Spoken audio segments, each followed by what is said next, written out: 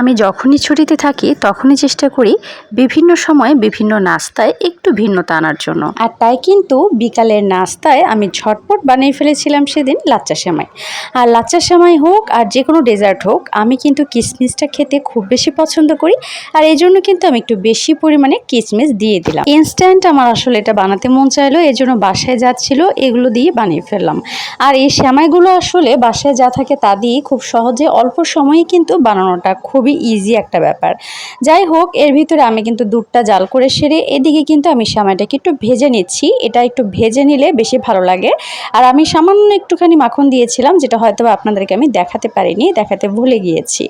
Anyways, আমার কিন্তু এদিকে একদমই প্রিপারেশন শেষ। এখন জাস্ট খালি এটার উপরে আমার সেই জাল করে রাখা দুধটুকু দিয়ে দিচ্ছি এবং এবারে কিন্তু এটা আমি কিছুক্ষণ জন্য রেস্টে রেখে দেব। সম্পূর্ণ দুধটা এখানে দিয়ে দেওয়ার পরে এরপরে রেস্টে রেখে কিছুক্ষণ ফ্রিজে রাখার পরে এটা কিন্তু সেই এখন যেরকম দুধটা উপর দিয়ে ভেসে আছে তখন আর তা থাকবে না, কেননা এই সময়টাই কিন্তু দুধটাকে একদম শুষে নিবে, যার জন্য কিন্তু এখন এটা খেতে আরও বেশি ভালো লাগবে।